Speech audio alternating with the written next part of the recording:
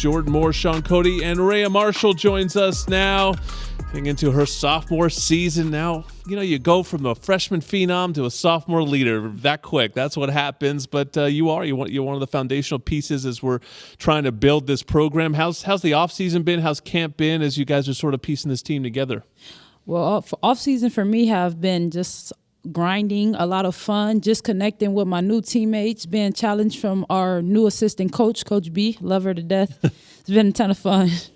How's we've had two offensive guys on here already, and I'm a defender, so it's good to have a defensive player at heart, loving blocking shots. What's it like your sophomore year here coming up? What are some of the goals you're getting ready to do? Obviously, you love to block shots because I mean I love defense. Well, some goals for me overall is just I want to win more games as far as like for my team. Individual goals, of course, I want to average a double-double, but I just want to be a voice on the court, defensively, offensively, just being able to lead my team from my position. I just want to be an overall player just on the court. You know, it's interesting, Ray, with the transfer portal now. You can get better. You can get more talented. Doesn't necessarily mean you can come together as a cohesive team, though. And football's done a really impressive job of, okay, there's talented people, but some of the people that were already there, they've got to pull it together as the glue. How about for you guys? It seems like, again, you got more talented. You went out and got a bunch of players in the transfer portal. How does that become a winning team, though?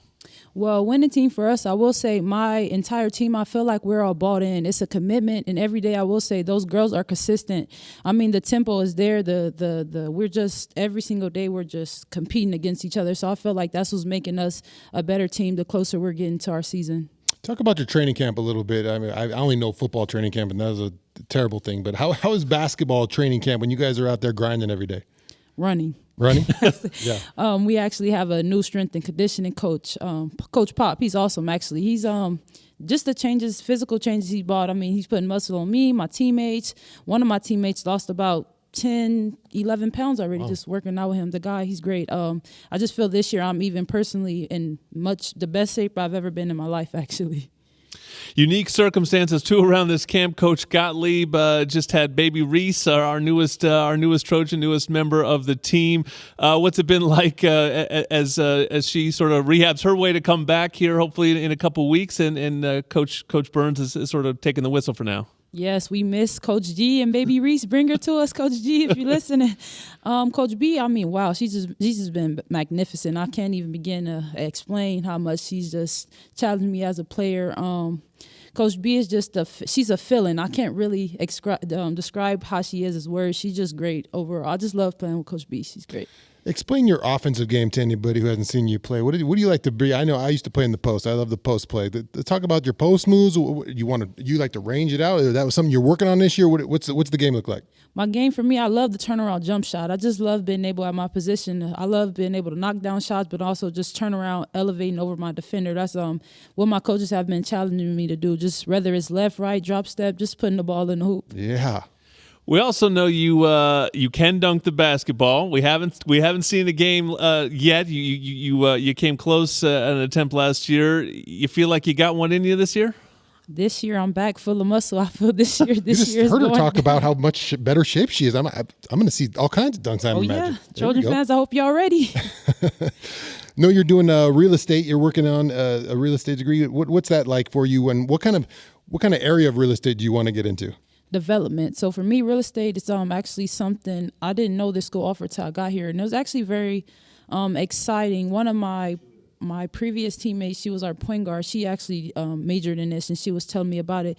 I will say it's a challenge because sometimes we're on the road, and a professor might want us to go out and looking at a house and picking up brochures, and I might be away in Tucson having a game. But it's a challenge, and I will say I'm up for it.